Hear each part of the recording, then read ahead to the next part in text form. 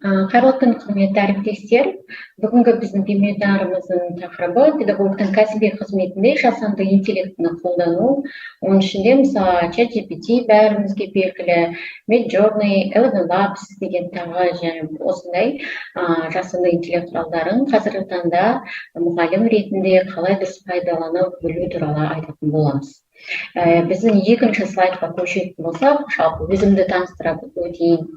Мен Ачын Шаргиновна Маржан, мен гуманитарлық ғылымдар магистрі, қазақ тілі және әдебиет пән мұғалімі. Негізінен мұғалім жолын бастағаннан бері мен осы салада да жұмыс істеп келемін. Қатар алып жүрмін, IT маманы да болып. Жалпы бүгінгі біздің тақырыбымыздың негізі ол жасанды интеллект құралдарын пайдалану. Бұл негізінен ақпараттық құралдарға жатады. Сондықтан мен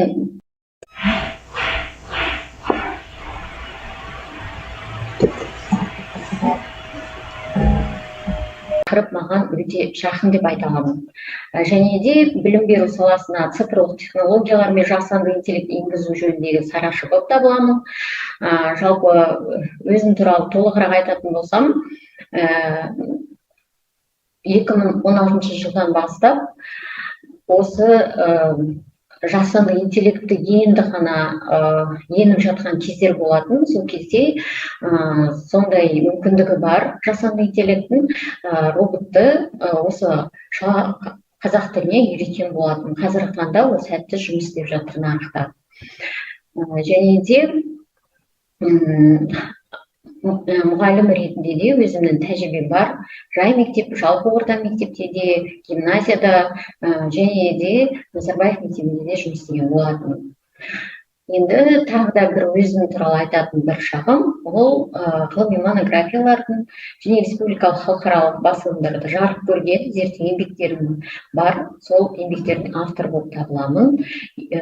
Жалпы 13 жыл шамасында мен өзімнің ғылыми қызметкер ретінде өтілімім бар.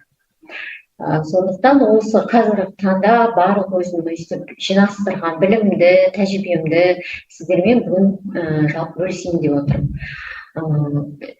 Бүгінгі біздің вебинарда негізі қандай мәселелерді біз қарастыратын боламыз, қандай тақырыптарға тоқталатын боламыз. Жалпы бұл вебинар негізінен теориядан гөрі бізде практика жағы өте мол болады. Ең бірінші біз педагогтарға арналған нейрожелілер туралы танысатын боламыз.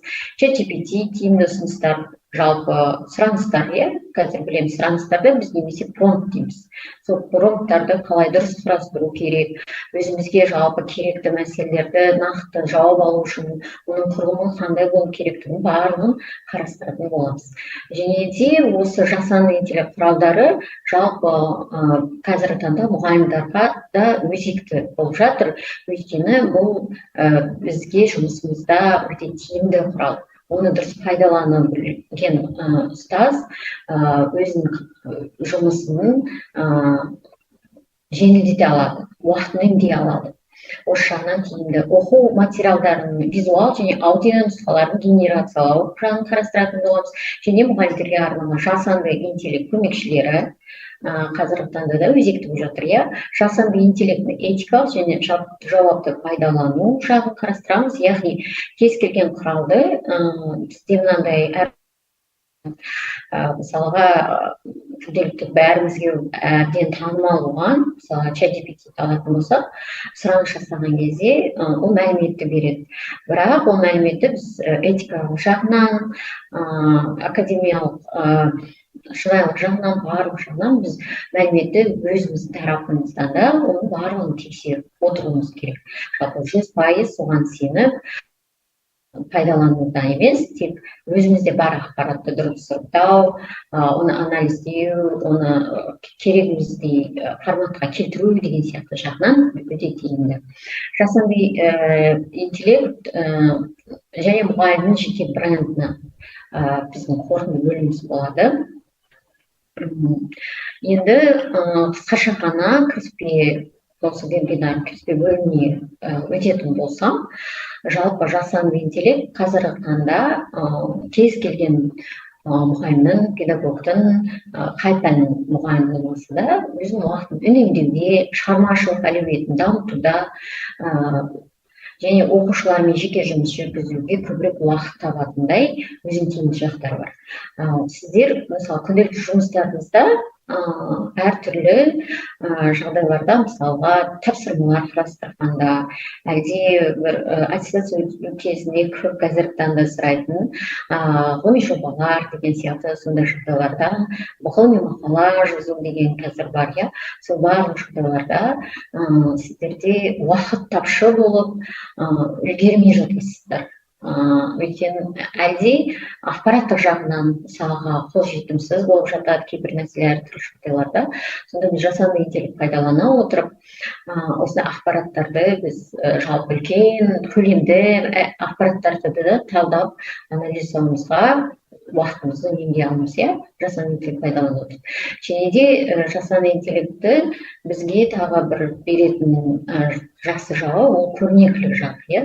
Көрнекілікті жасау барысында біз жасанды интеллект пайдалана білсек дұрыс, онда біз оқушылардың қызығушылығын, сабаққа деген ынтасын арттыра аламыз. Сол жағынан жалпы жасанды интеллект қазіргі таңда өте пайдалы. Және де айтайын дегенім, қазір көбінде ақпараттарға қарайтын болсақ, көбі теориялық жағынан береді, иә, жасанды интеллект деген мынадан тұрады, мысалы мына жағынан мен сияқты және айтып жатыр, иә, қандай кездерде пайдалана алуымызға болады деген сияқты.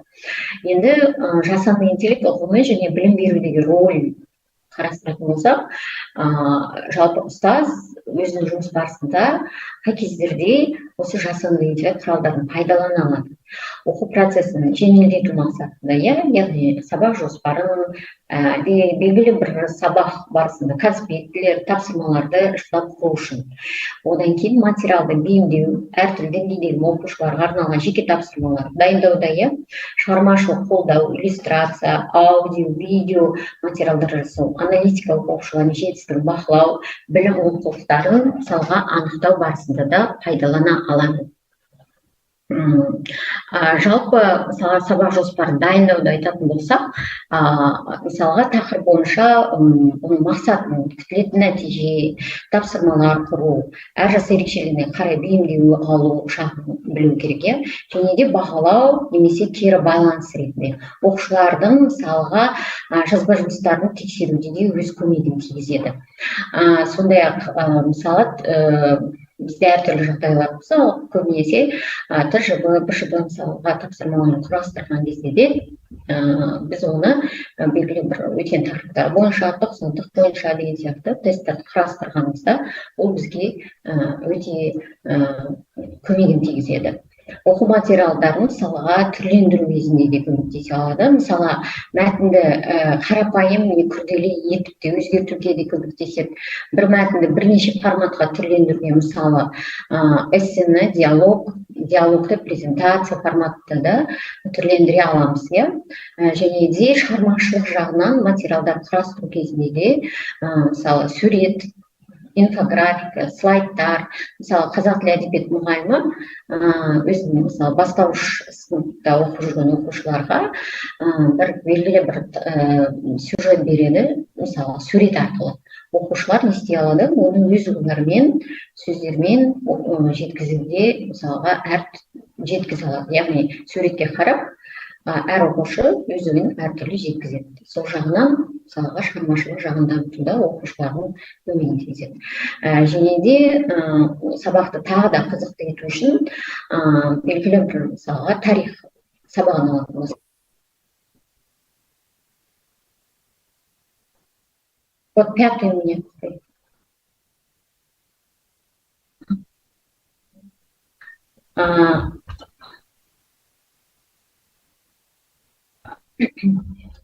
Және де осы бейне және аудио жағынан, нұсқа жағын жасағанда да ол бізге пайдасын тигізеді. Яғни тарих сабағында мысалға мұғалім белгілі бір оқиға жес, мысалға тарихи жағынан, әдебиет сабағынан, химия сабағынан болса белгілі бір элементтерін, мысалы физиканы, мысалы құбылыстарын барлығын көрсеткен кезде видео арқылы біз көрсететін болсақ, онда ол оқушыға қалай болады, қызықты болады әрине, иә, қызығушылығын оятады. Және де тағы бір жағынан бізге көмектесетін, біз білеміз, сынып жетекші ретінде де мысалға бізде бар жұмыс барысында сонда ата анамен жұмыс істеген, ата анамен жұмыс кезінде ата ана жиналысын ұйымдастырғанда да әртүрлі біз тренингтер ретінде өткіземіз. Соның барлығында бізде бұл өзінің көмекші құралы ретінде пайдалануға жұмыс істеген кезде қандай материалдар оқығанда, мысалы хабарламаларды әдемі жасауға көмек, жиналысқа шақыру мәтіндерін құрастыруда әдебі көмек ретінде ерекшелеп көрсету, мысалға сол жағынан бізге негізін көмегін тигізе алады. Және де жалпы ата-аналар жиналысын сценарий құрастырғанда да біз осы жасанды интеллект құралдарын пайдалануымызға болады. Енді жалпы практикалық жағынан көшетін болсақ,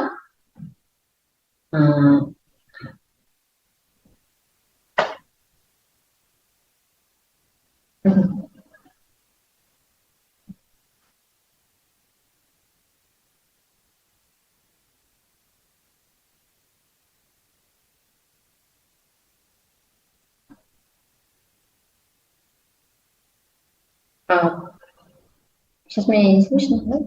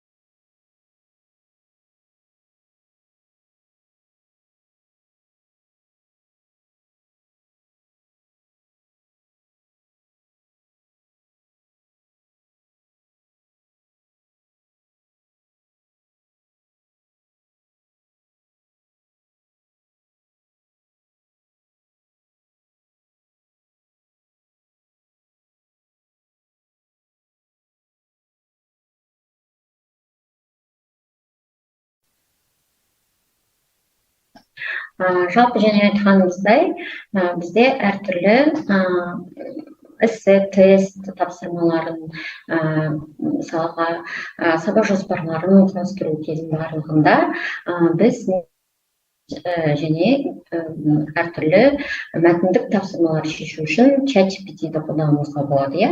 ChatGPT-ді мысалы біз қарайтын болсақ, барлығымызға таныс, иә. Жалпы бұнда біз қандай өзіміздің жұмыс барысында жұмыстарымызды орындай аламыз, қандай мүмкіндіктер береді. Сондай сауал әрине бәріміз толғандырады. Ол үшін мысалға ең бірінші біз промпт сұраныс, жасайтын сұраныстарымызды дұрыс жасай білуіміз керек, құрылымын. Мысалға біз көбінесе бәріміз былай жазамыз. Маған мысалға ойлаймын, 7-ші сынып ТЖБ тапсырмаларын жасап бер, әлде тақырыптық промпт мысалға жасау үшін белгілі бір сабақ барысында осы бойынша сабақ жоспарын дайында деп айтатын болсақ, ол бізге өзіміздің сұранысымызға байланысты әрине сондай нәтиже береді. Мысалы айтатын болсақ, 7-ші сынып қазақ, мысалға қазақ тілі пәні барлығымызға үйреншікті. Мысалы осындай сұраныс жасаймыз, қазақ тілі пәні бойынша бірінші бойынша мысалы Абай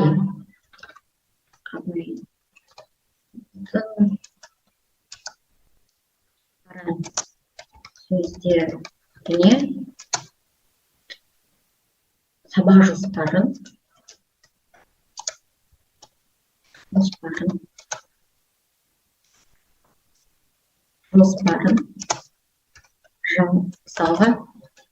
жасау керек, иә?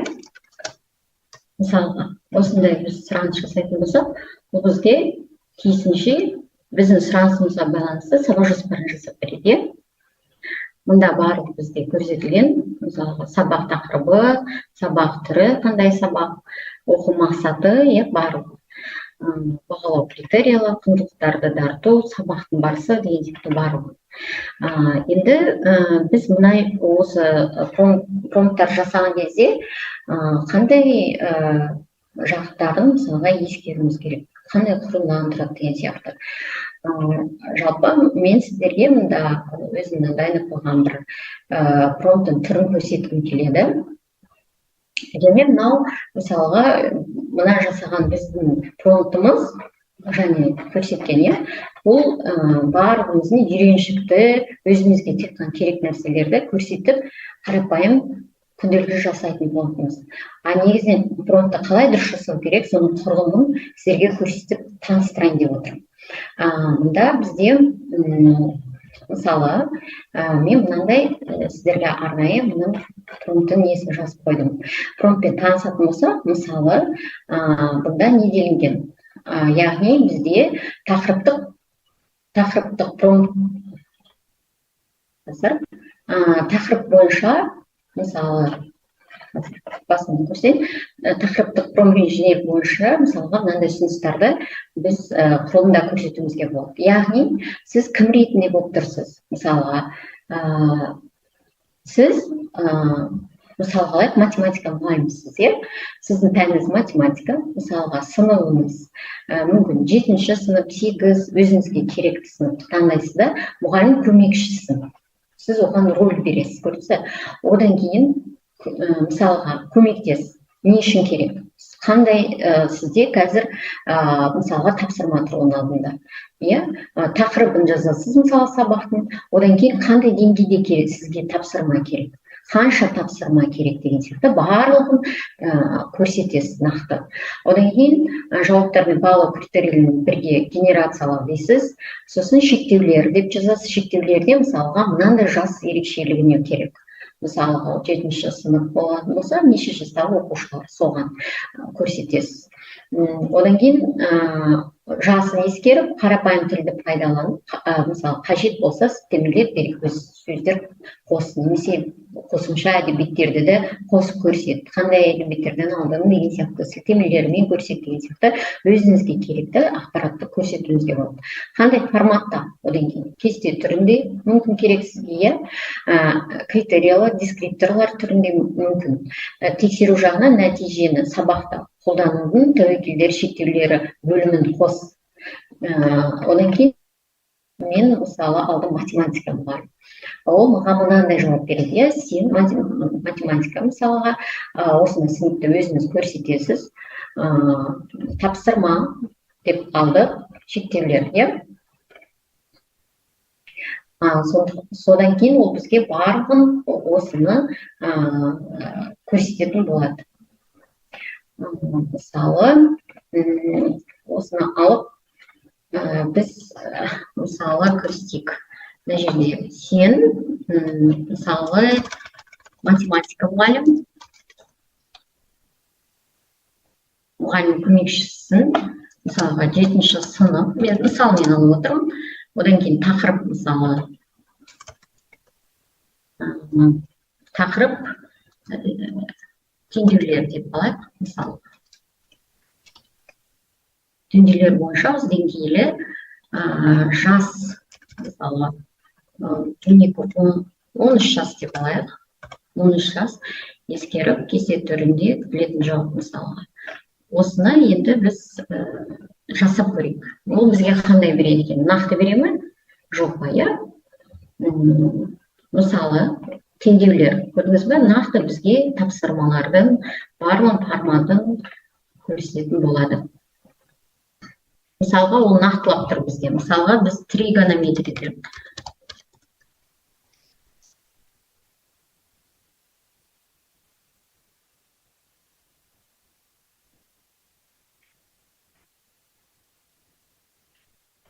өйстіп нақты промпттарды жасауымызға болады. Және де мен айтайын деп едім, осы жерде бізде тек қана ChatGPT емес, сонымен қатар біз осы ChatGPT-ге ұқсас Perplexity деген AI деген бар. Бұнда да мысалға біз сондай промпттарды жасауымызға болады. Сондай-ақ бұл көбінесе бірақ бізде анализ жасағанға, әртүрлі талдау жасаған кезде өз көмегін тигізеді, иә. Ал енді тағы да бізде Google-дан да бар сондай жасалған, қазір мен ішіне жүктеп жіберейін.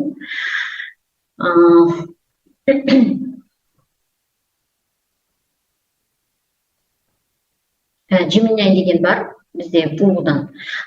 Бұнда әрине, бұнда мен сіздерге айтайын, тура сондай мысалға жасауымызға болады. Ол бізге мысалға мұнан алатын болсақ, жәнегі көрсеткенімізді, иә, өшіріп.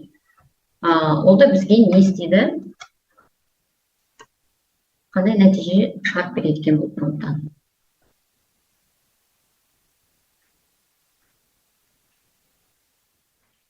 Яғни біздің жауап немізге қарай тапсырмалар кестесін мысалдармен, барлығымен көрсетеді. Мысалдармен, барлығымен бізге сабақ нәтижесінде осындай мысалы уақыт шектеу барлық жоспарын көрсетіп шықты. Енді сонымен қатар тағы да атауға болады. Яндекстен бар, Яндекстің өзінің GPT бар, Айбро деген бар, тағы осы ChatGPT-ның аналогы болып табылады. Сосын Маша GPT деген бар, одан Gigi Chat деген бар. Осының барлығын ChatGPT-ның аналогы болып табылғандықтан біз сондай сұраныстар мысалы жасаған кезде пайдалана аламыз. Негізінен бірақ генерациялау жасаған кезде әрине ChatGPT-дің мүмкіндіктері мысалға жәнегілерден қарағанда көбірек, бірақ және жоғарыда айтқан генерациялаудары бұлар негізінен кейбір тегін болады. ChatGPT бізде ақылы. Одан кейін жалпы өзіміздің жұмыс барысымызда рутиналық әртүрлі тапсырмалар жасау керек болады. Оны мысалға қалай жасаймыз? Тапсырмаларды жасаған кезде мынандай промпт жасауымызға болады. Мысалы, ағылшын тіл пәнінен 7-ші сынып бойынша 1-ші тоқсандағы ТЖБ тапсырмаларын құрастырып бер. Бұнда мысалға қандай әртүрлі мысалға үлгіде көрсетеді. Ағылшын тіл пәні бойынша тапсырмаларды сіз мысалға мында қалай көрсетеді? Жауабын мысалға мына жерде астынан көрсеткен. Сіз тура осы жерден көрсетті болады. Мысалы, мына жерде бос орындармен деген сияқты тапсырмалар орындауда ол бізге жалпы өзінің пайдасын тигізеді. Одан кейін тағы айтуымызға болады, жұмыс барысымызда бізге презентация жасауда да жасанды интеллект көмек тигізеді. Бұнда бізге тиімді жасанды интеллекттің құралы ол гамма. Гаммада мен 1-2 мысалы мұнда құрастырған болатын презентацияларды. Онда гаммаға мысалға тіркеліп аламыз, кәдімгідей өзіміздің Google аккаунтымызбен.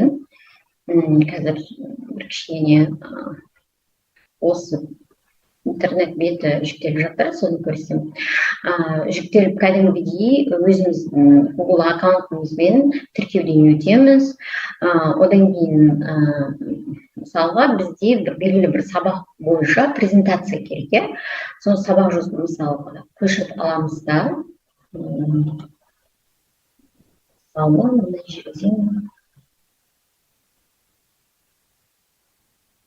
сабақ жоспары абайдың қара сөздері деп мысалы алатын болсақ, осы жерде мысалы промптымызды көшіріп Gemini-ға баруымызға болады. Гаммаға, Gemini-дан да алуымызға болады. Гаммаға барамыз. Одан кейін бұнда бізде мына жерде көргеніміздей создать новый дейміз, новый презентация құруымызға болады. Сосын мына жерде біз өзімізге қажетті мәтінді қоя аламыз, әлде толықта генерация жасай аламыз, әлде дайын бір файлымызды сала аламыз, немесе белгілі бір шаблонды да қолдана аламыз. Мысалға біз қарапайым өзіміздің мысалы және промпттағы мәтінді алуымызға болады. Соны презентация дейміз. Бұнда тағы қандай мүмкіндіктер бар?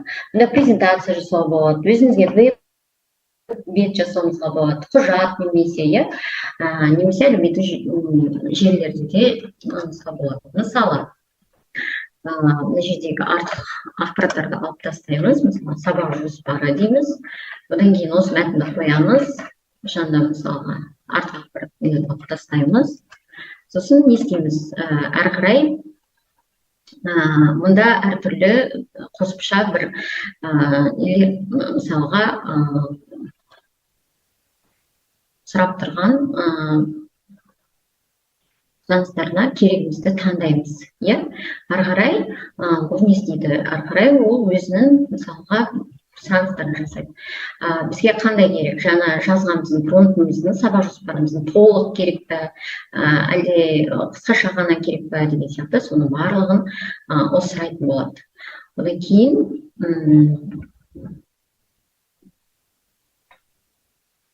мына жерде айтпақшы, сіз тек қана орыс тілінде ғана емес, мына жерде сіз қазақ тілінде таңдауға мүмкіндігіңіз бар. Мысалы, орыс тілі бар, әртүрлі тілдер өте көп, соның ішінде қазақ тілі де бар. Қазақ тілінде таңдауымызға болады. Міне қазақ тілі. Біз мысалға мәтінді қазақ тіліне енгіздік. Қазақ тілінде, одан кейін өзімізге қажетті фон шаблонын таңдаймыз. Одан кейін мына жерде мысалға стилі керек бізге қандай, өзіңізге мысалға твида керек па, мысалға мен қарапайым өзі көрсетіп тұрған соны қалдырамын. Генерация жасап жатыр, яғни қалай бізге презентация жасап беретінін көретін боламыз.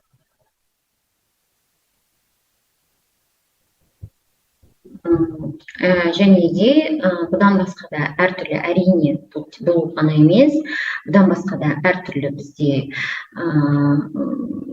құралдар бар. Дегенмен де бұл ең сондай ChatGPT сияқты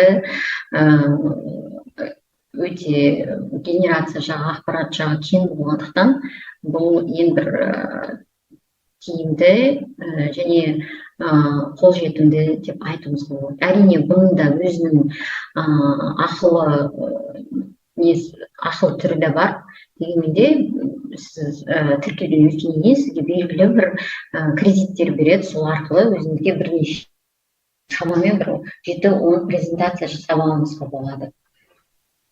Мысалға, біз көріп тұрғанымызда, мына жерде бізде презентация барлығын жасап берді. Одан кейін, қазір көреміз, аяғына дейін генерациясын жасап болсын. Мұнда көрдіңіз ба, әр слайдты өз несіне бөлімдерден бөліп, бізге осындай презентация жасап жатыр. Онлайн, лайв режимінде қазір көреміз, аяғына генерациясын жасасын. Сонымен қатар, бұл осы ғана деп айта алмаймын, қамаған емес, сонымен қатар әртүрлі өте көп. Мысалға біз көбі, мысалы, бұлай осы Google-дағы іздеу жасаған арқылы, мысалға презентация деп алатын болсақ, бізде не істейді, ол мысалға әртүрлі илар көрсетеді. Бірақ көбінің, мысалға қарайтын болсақ, көбі, мысалы, Canva тұр, мысалы, presentable деген де бар, бірақ өте қиындау жағы, Canva-да, мысалы, оны өзіңіз жасауыңызға болады, деген сияқты басқа да пайдалануға болатын құралдар бар. Дегенмен де бізге ең тиімдісі осы Canva болып табылады. Көрдіге бізде презентациямыз толықтай дайын болды. Енді мен тағы не айтайын дегенім, мұнда сіз өзіңізге керекті осы слайд презентацияны экспорт жасап, нешеден жүктеп алуыңызға болады. Және де біз және айттық, презентациядан басқа тағы да біз аудио визуализацияда жасауымызға болады, иллюстрацияда жасауымызға болады дедік, иә. Бұнда әрине генерацияда суретті де жасауға болады, тек презентация ғана емес, сонымен қатар бізге суретті де мысалы генерация жасау. Мысалы, мына жерде мен презентация таңдадым. Басты бетіне өтетін болсақ, мына жерде бізде изображение дейді, суретті мысалға, мен мына жерде мысалға жаңадан құл деп, мен қазақ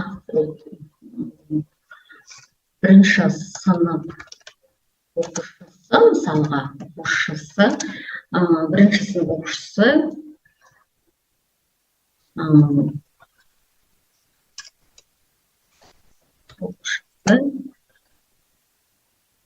сабаққа бару сәті, мысалы сөйтіп алатын болсақ, бару сәті.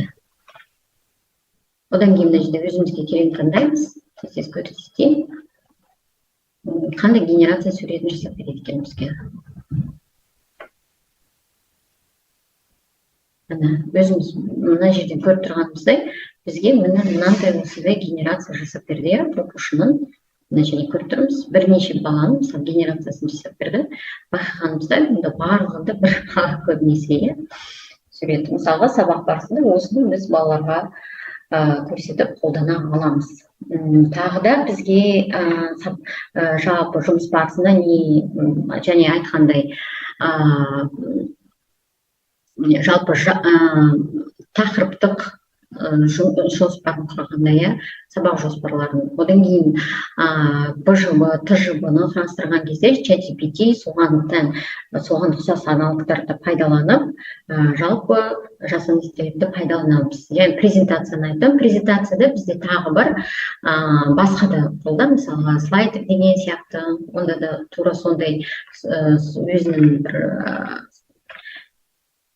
арнайы басатын, мысалға және айтқандай ақпараттарды енгізу арқылы біз өзімізге жасап алуымызға болады. Және де ChatGPT-ді мен тағы бір көрсеткім келетіні, ChatGPT-ді бізде көбі білмейді, біз көбінесе чат дейміз де, чатты ғана қолданамыз. Сонымен қатар ChatGPT-дің де қосымша өзінің құралдарын ChatGPT-дің өзінде пайдалану. Мысалы, ChatGPT-ді отырып, біз Kanban-ды қолдана аламыз. Мысалы, оны мен сіздер айтайын, жәнегі обзор дедік қой, соған барып, сіз соны қосуыңызға болады. Қазір бізде жүктеп жатыр. Қазір көреміз, мысалға Kanban көрейік. Мысалға, бұнда жерде ағылшынша тұр. Мұнда көрсеткілеміз біреуін алатын болса, бір ағылшынша болса да, мысалға генерация суретін жасап көрейік.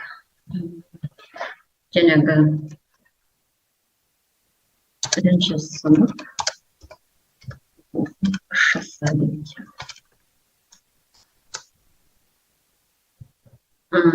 Және де бізде осы Kanban пайдалануға болады, және де тағы құралдары бар. Нақтылап сұрайды, қандай керек. L дегенде бар. Бұнда да біз генерация суреттерге жасауымызға болады. Мен жалпы уақыттың тығыздығына болғандықтан барлық мәліметтермен бөлісу үшін көбінесе құралдарды толық барлығын жасап емес, жалпы қандай бар екен, соны қысқаша таныстырып өтетін боламын. Сондықтан біз мысалға суреттер генерация жасаған кезде пайдаланамыз. Мысалы, Kanban-да сонда. Оны біз обзорға кіреміз, сізде солай тұрады, обзорға кіресіз. Обзорда мына жерден өзіңіздің ChatGPT-іңізге қосасыз. Мұнда ChatGPT-да сізде әртүрлі мысалы ұсыныстар беріледі. Қандай тағы қосымша мүмкіндіктерін ChatGPT-да қосуға болады. Мысалға, қосымшалар, мысалы, ол мәтіндерді құрастырғанда, әлде сіз өзіңіздің ғылыми мақалаңызды жазып жатқан кезде анализ жасауға пайдаланатын қосымша құралдары бар деген сияқты. Мұнда осы барлық қосымша құралдардың кез келгенін біз ChatGPT-ді қоса отырып сонда жұмыс істеуімізге болады. Мысалы мында Canva-ны басасыз, мына жерде сізде Canva пайда болады.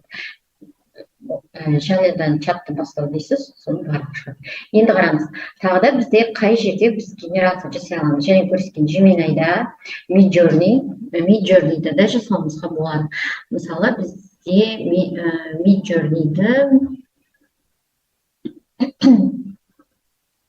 мына жерде Midjourney дегенде мысалы біз генерация жасай аламыз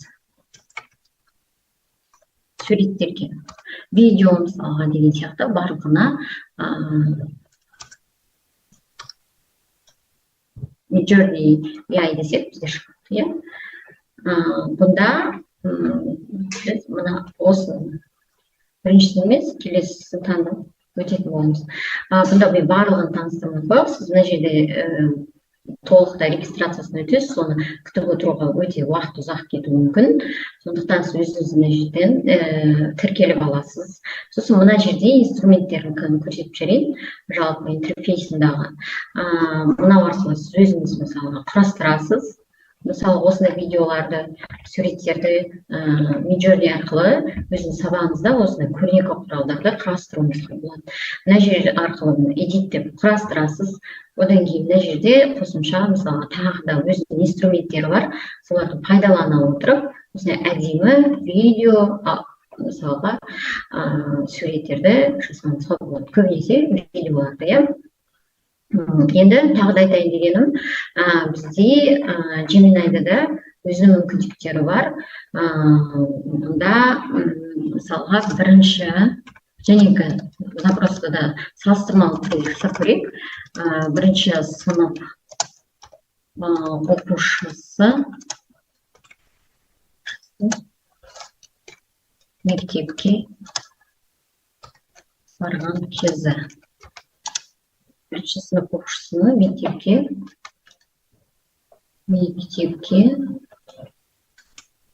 барған кезі. Сурет.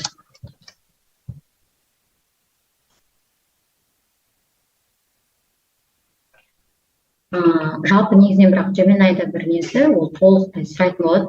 Қандай түрде керек, сізге деп мына жерде толықтырасыз. Мысалға, фон қандай болу керек? Фоны қарапайым мектеп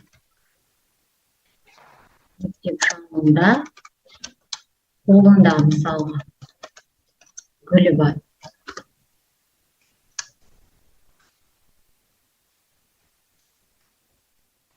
Деп нақтылап мысалға өзіңізге суретті жасауыңызға болады. Мына жерде фон барлығын өстіп сурет жасап мен толықтай өте көп промпт жасап жатқан жоқ, өйткені бізде осы сурет жасап алу керек болып тұр. Мына жерде мысалға сондай-ақ тағы да өзінің қосымша инструменттері бар. Мысалға Canva деген және мысалы Canva-ны қосымша болады. Яғни Canva-ны қосып біздің мына мәтініміз көрнекілік жағына жақсы болады. Одан кейін мына жерде тағы сурет жасау, мысалға жиегін толықтырмай осыны көшіріп қалатын болсақ, мысалы мына жерде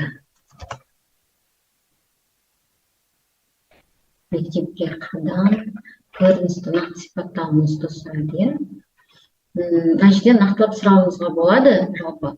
Мысалға, үмітті жаңа білім жолын бастау білдіреді. Сол сипаттама базасы қысқа әңгіме немесе өлең қалайсыз ба дейді, сурет.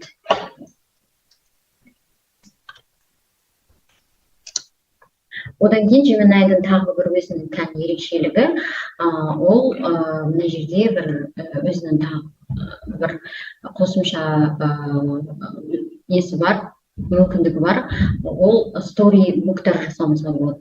Яғни біз қазір көріп жатырмыз, көптеген бастауыш сынып оқушыларына сондай қызықты оқулықтар шығып жатыр. Соны мысалға біз story-бук арқылы да жасауымызға болады. Мына жерде мен промпт жасадым, сол промпттар арқылы мысалы мына жерде қарап көрейік. Мысалы мына жерде енді мен ағылшынша құрастырған болатынмын. Мысалға мына жерде осындай бізге оқулық істеп берген. Мысалы кәдімгі беттер ашылады осылай. Сіз қазақша да, орысша, ағылшынша болсын, кез келген тілде осындай оқулық өзіңізге жазсақ, оқушыларды осындай қызықтыруыңызға болады. Және де оны сіз баспаға да шығаруыңызға, бөлісуіңізге де мүмкіндігіңіз бар. Сонымен қатар және айтқандай, сіз жалпы жасанды интеллект құралдарын пайдалана отырып видеода жасауыңызға болады. Видеодан бізде жақсы құрал бар, Стези деген, және де басқа да бар, әрине. Бәрімізге танымал Био деген сияқты өзінің қосымша видео жасайтын платформалар, бірақ дегенмен де бізге қолжетімді функциялар сондай қиын емес, түсінікті платформалардың бірі көрсетуге болады синтезиді. Мысалы, мында видео жасайсыз, одан кейін Eleven Labs деген бар. Eleven Labs арқылы мысалға сол видео қосатын дауысты генерация жасауыңызға болады. Дауысты қосасыз, содан оған видеоға өзіңізге керекті ақпаратты әр сабақ сайын өзіңіз дауыстамай, мысалы видеоға соны генерация бір жасап аласыз да, сосын ол платформа арқылы өзіңіздің жазған мәтініңізді ол дыбыстайтын болады. Eleven Labs деген сол дыбыстауды үшін қолданылады. Енді мына жерде жүктеліп жатқанша тағы да мен бір мүмкіндігін айтып жібермей болады. Ол тек қана аудио видео емес, сонымен қатар біз өзімізде мысалы аватарларды жасауымызға болады. Аватарларды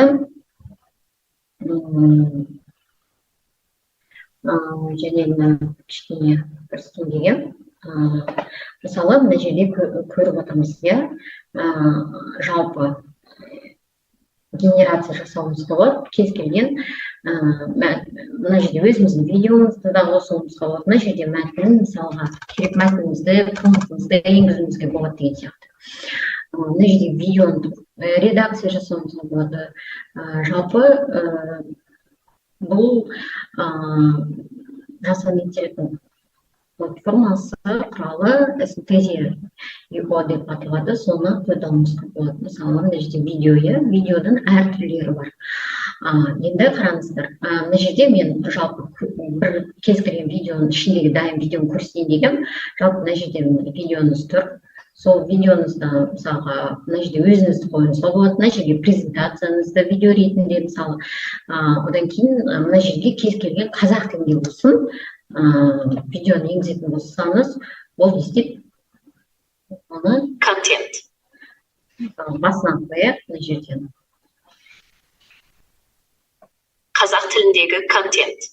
Мысалы, көрдіңіздер ме? Қазақ тілінде болсын, қай тілде болсын, мына жердегі тұрған видеоларды, мысалы, мына барлығы не істелген? Барлығы сіз өзгерте аласыз.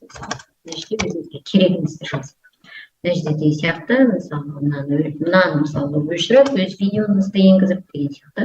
Мына жерде тұрған берген нелер арқылы, әлде лайв ретінде жазба жазып, өзіңізді видео сабақтарыңызды мысалға түсіруге мүмкіндік береді. Енді және айттық, мына жерде мысалға біз көріп тұрғандай, өзіңіздің аватарыңызды әр сабақ сайын өзіңізді түсіре бермеу үшін, әлде бір суреттерді жандандыру үшін сіз аватарларды да мысалға пайдалануыңызға болады. Ол аватарларды жасау үшін сіз белгілі тағы жасанды интеллект құралдарын пайдалануыңызға болады. Ол бәрімізге негізгі танымал Хидж деген бар, бірақ оның бір өзінің қиындық туғызатын жақтары. Ол регистрация жасау керек, видео көп енгізуіңіз керек, және де жүктеуіңіз керек деген сияқты сұраныстары бар. Белгілі бір мысалға көлемде ғана беріледі деген сияқты сондай. қазір мен сізге жалпы сіздің көзіңізге таныс болсын, жалпы платформа қандай интерфейс екенін көрсету үшін қазір жүктеп көреміз. Хейджин бар бізде, хейджин арқылы кәдімгідей өзіңіздің Google аккаунтыңыз арқылы регистрацияны өтесіз. Өткеннен кейін онда дайын аватарларды, дайын тұрған мысалға өздері ұсынатын адамдардың беттерін пайдалануға болады, немесе өзіңіздің мысалға видео түсіріп бір-екі сөйлеп, мысалы мәтінін дыбыстап барлығын автоматты түрде, онда да Elon Labs'та мысалға жеке дыбыстауды қолданбай, сіз осы өзінде мысалға дыбыстау жасауыңызға болады, жасанды интеллект. Өйткені мұнда өзі бірге жүреді, генерациялау. Мысалы, мына жерден аудио қосасыз, мына жерге промптыңызды енгізесіз, мына жерде өзіңіздің мысалы аватарлар деп тұр ғой, аватарлар деген жерден мысалы видеоагентіңізді жасауға болады. Аватарлар деген өзіңіздің мысалға ылғида өзіңіз бетіңізді жасай бермеу үшін өзіңіздің бір сөзбен айтқан клоныңызды жасауыңызға болады. Мысалға менде өзім жасаған бір бейнелерім бар, солармен мысалға аватарларымды жасаған болатынмын. Енді бұл хейджин бәрімізге танымал, көпшіліктеріңізге танымал. Енді екіншісі ол тағы айтқым келетін, бөліс келетін мүмкін араларыңызда пайдаланғандарыңызда бар шығар, топ-вью деген, топ-вью дегенде бар. Топ-вьюда қазір жүктелсін, сосын көрсетемін. Онда мысалға сіз видео жазбай-ақ, өзіңіздің фотоңыз болса, сол фотоңызды жандандыра аласыз. Сол фотоңызды сөйлете аласыз, өзіңіздің дауысыңызбен. Кез келген мысалы фотоны аласыз, оны мысалға жүктейсіз сол жасанды интеллекттің платформасына, одан кейін ол сіздің бар фотоңызды жандандырып сөйлетеді. Сол сияқты мысалы тек қана өзіңіздің емес, мысалға сабақ барысында мысалға бір ақын жазушының өлеңін оқыту үшін бізде онда көрген шығармыз. Әлде бір мультик жасаған кезде және де генерация жасаған суреттер бар ғой, балалар оқушылар, соларды аудиосын жасап, видеосын жасаған кезде аудиосына мәтін жазып, одан кейін мына жерде бір суретін енгізіп сөйлетуімізге болады. Яғни сол арқылы анимацияда жасауымызға болады. Яғни бір сурет аламыз, суретті жандандыру арқылы біз не істейміз, видео жасауымызға болады. Міндетті түрде аватар емес, мысалға жаңағы баланы алуымызға болады. Генерация жасаған, Gemini'да. Мысалы, мына жерден Gemini'дан жаңағы бірінші сынып оқушысын аламыз да, мына жерге мысалға создать мой аватар деуімізге болады, өзіміздің аватарымызды.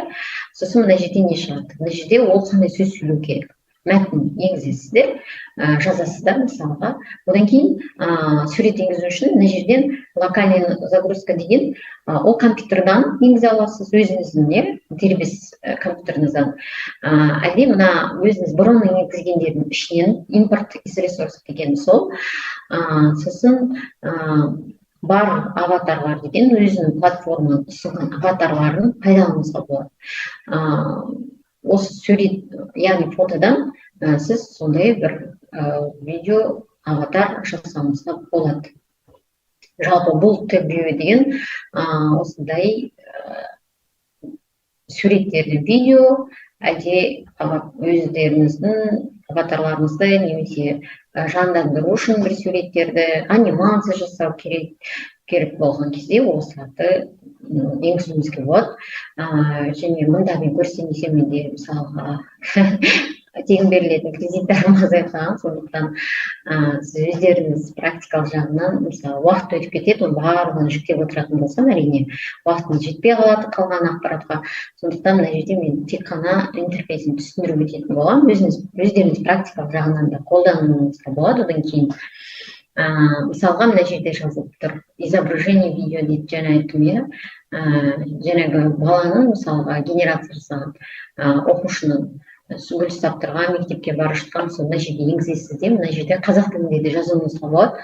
Қазақ тілінде жазғаннан кейін мына жерде создать дейсіз, сосын мынау видео ретінде өзі дыбыстайтын болады. мында әртүрлі мүмкіндіктер бар. Соның барлығын өзіңіз асықпай қарап шығуыңызға болады. Жалпы осы платформа. Енді мысалы бізге чат-боттар да бар, чат-боттардың ішінде чат-боттарда біз бәрімізге танымал Magic School, мен қысқаша ғана айтып жататын болайын. Мында чат-боты бар, мысалға біз бәріміз білеміз, көбімізге танымал Magic School'да біз әртүрлі ойындарды жасауда, тапсырмалар, викториналар барлығын жасауда, біз барлығы осы Magic School бізге өте тиімді. Одан кейін тағы айтқым келетіні, осы жалпы бұлар бұл кейбір платформалар жалпы қолданушыларға арналған, дегенмен де арнайы мұғалімдерге арналғанда жасанды интеллект платформалары бар. Жасанды интеллект негізінде жасалған. Мысалға Дефит деген ол арнайы мұғалімдерге арналған жасанды интеллекттің платформасы. Одан кейін тағы бізде айтқым келетіні, бұның өзінің мүмкіндіктері өте көп. Мысалға мына жерде ағылшын тілде, мұнда да қазақ тілі бар ғой деймін. Мен көргем, қазақ тілі болу керек. Мына көрдіңіздер ма? Қазақ тілі деген бар. Қазақ тілін пайдалана отырып, мысалға сіз кітаптарды, текст, мәтін, PDF форматта болсын, сол барлығын сабақ барысында керек нәрселеріңізді пайдалана аласыз. Жалпы платформаны қарайтын қысқаша ғана қарай салайық, қандай мүмкіндіктерін береді. Түсініксіз болса орыс тіліне аударып қояйын, жалпы не туралы екен. Мысалға, начать новый вид. Мұнда кітаптар, текст, PDF, YouTube ссылкаларын барлығын анализалауыңыз болады. Одан кейін мысалға мына жерде промпт жасағанда сіз көрсете алуыңыз болады, нешінші сыныпқа, сосын қандай мақсатта мысалға пайдаланып отырсыз деген сияқты, сондай өзінің сондай мүмкіндіктері бар. Енді тағы қазіргі таңда біздің тек қана бұл шетелдік емес, қазіргі таңда біздің Қазақстанның өзінде де танымал болып келе жатқан кең көлемде қолданыстағы бізде жасанды интеллекттің көмекшілері бар. Ассистент дейміз, жаңағы мысалға, мұнда да мысалға Раяна деп көмекші чат-бот мысалға көмектесіп отырады, сол сияқты бұл шетелдік, біздің Қазақстанның өзінде де осындай ассистенттер бар. НФЛС-ның, біздің өзіміздің НФЛС-ның платформаларды, мысалға сізде бар ғой, қолжетімді өзіңіздің жеке ассистент методистіңіз бар. Қысқаша таныстырып өтейін. Бұл жалпы негізі жасанды интеллект негізінде жасалған. Бұнда сіз не жасай аласыз? Сабақ жоспарын жасай аласыз, өздік жұмыстар мысалы жасай аласыз. Мына жерде мысалы жазатын болсаңыз, мына жерде қай сабақ пән мұғалімісіз, қай сынып мысалға, мына жерде қандай тақырыптан керек деген сияқты, соның барлығын өзіңіз практикалық қарап көруіңізге болады. Және де сынып жетекшісі болатын болсаңыз, сыныптан тыс жұмыстарды да осы жасанды интеллект негізінде жасалған ассистенттен құрып алуыңызға болады. Консультация да алуыңызға болады. Мына жерде барлығын өзіңізге көруіңіз болады. Мен мысалға мұнда да жасап көрдім өзім. Негізінен жалпы өте тиімді. Осы жағынан сіздермен таныстырайын деген. Жалпы ChatGPT-ді да мысалға негізінен кеңірек, одан кейін тағы мүмкіндік болса мен сіздерге айтатын боламын, тағы кеңірек қандай мүмкіндіктері бар. Жалпы осы вебинар барысында мен сіздермен негізгі платформаларды көрсетіп, практикалық қалай қолдануға болатынын таныстыра алдым деген ойдамын. Енді бұның барлығы не үшін де байланысты болды. Тек қана сабақ барысында қалып қоймайды.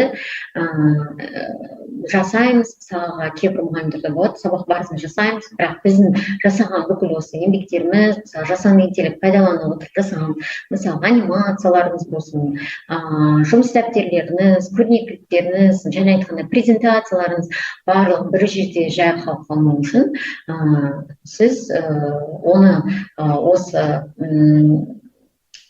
НФЛС платформасына жүктеу арқылы, мысалы, сіз қаражат көзіне табуыңызға болады. Сонымен қатар өзіңіздің жеке брендіңізді жасауыңызға болады мұғалім ретінде. Өйткені сіз мысалға айтмалайсыңға кіретін болсаңыз, өзіңіздің белгілі бір мысалы маркетплейсқа өзіңіз белгілі бір ақпаратыңыз, жұмысыңызды енгізетін болсаңыз, бұл тек қана сіздің авторлығыңызды сақтай қоймайды, сақтайды, сонымен қатар бұл да сіз өзіңізге табысты табуыңыздың бір көзі. Жалпы бұнда қандай материалдар жүктеуіңізге болады, табыс көзін табу үшін қосымша. Жалпы мысалы мұнда тақырыбын бересіз, құрылымын қысқаша айтатын болсам, одан кейін мұнда көріп отырмыз қандай жұмыстың түрлерін жүктеуімізге болады. Өте көп. Және біз мысалы аудио және видео дедік, сондай барлығын толықтай мысалы жасанды интеллект емес, мысалы сол құралдарды пайдалана отырып өзіміздің негізгі жұмысымыздың негізін ала отырып, қаңқасын дейді ғой, негізге ала отырып, тек қана сол көмекші құралдар ретінде пайдаланып өз жұмыстарымызды жасап болған соң, осы платформаларға жүктеп, өзіңіздің авторлығыңызды сақтап, және де табысқа жетіп, өзіңіздің брендіңізді жасай аласыз. Және айтқандай, аудио, видео жүктей аласыз, жұмыс дәптерлер, презентация және біз айттық қой, қандай платформаларда жасауымызға болады барлығын. Одан кейін мысалға мақалалар, және айтқандай мысалға преплекс деген ол анализ жасағанға өте жақсы жасайды. Мысалға жасанды интеллект сол жағынан қолдануымызға болады. Анализ, талдау, үлкен көлем материалдарды қысқаша ғана мазмұнын білу деген сияқты сондай мақсаттарда пайдаланғанда да бізге жалпы жасанды интеллект құралдары өте тиімді. Негізінен қазіргі таңда жасанды интеллектті көбінесе мұғалімдер, ұстаздар, біздің әріптестеріміз сабақ барысында көрнекі құрал ретінде, құралдарын жасау ретінде көмекші құрал ретінде пайдаланып жүр. Сондай-ақ мысалға тест сұрағанда, сабақ жоспарын, тақырыптық жоспарды мысалға тесттарды, тапсырмаларды, күнделікті жұмыстар болатын жалпы өзінің жұмыстарын жасау үшін пайдаланып жүрген ұстаздарымыз өте мысалға көп. Тек қосымша осыны құралдарын біліп, және оның құрылымдарын пайдалануды білсе, сол арқылы біз өз жұмысымызды сапасын арттырып, форматын жақсартып, мәліметін мысалға және құралдар арқылы, талдау анализ арқылы уақытымызды үнемдейміз, және де көрнекілік жағынан оқушыларды қызығушылығын оятып, талпынысын жоғарылата түсеміз. Сол жалпы мен ойлаймын, бүгін сіздерге вебинар барысы ұнады деп. Енді жалпы қорытындылайтын болсам, бүгінгі сабақ нәтижесінде жалпы біз не үйрендік, қорытындылайық. Жасанды интеллект көмегімен біз және КМЖ, БЖБ, ТЖБ жұмыстарын жасай алдық. Геймификация арналған цифрлық платформаларды, креативті слайд, көрнекілік жасауды, және жасанды интеллектті аватарларын жасауды, жасанды көмегімен сторибук жасауды, мысалға сол арқылы барлығын теңдейтін болсақ, аттестацияға жарамды материалдарды жаса алатын боламыз. Мақала болсын, сөз сөйлеуіміз болсын, сурет, мәтін, музыка генерациялау барлығын осы жасанды интеллект құралдарды дұрыс пайдалану арқылы жасаймыз. Және де тағы бір ескеретін жағы, ол жалпы академиялық шынайылық болу керек. Алған ақпараттарды әрине әсіресе генерацияланған ақпараттардың мәтіндерді міндетті түрде өзіміз арқылы тексеріп отыруымыз керек. 100% оған сене беруімізге болмайды.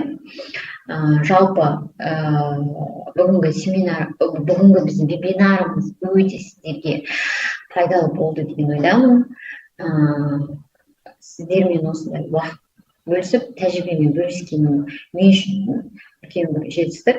Жалпы жұмыстарыңызда тиімді болып, болашақта пайдаланып жатсаңыздар, ол осы менің вебинарымның бір нәтижесі деп санаймын. Жалпы сіздерге қатысқандарыңызға мың алғыс, рахмет. Сұрақтарыңыз?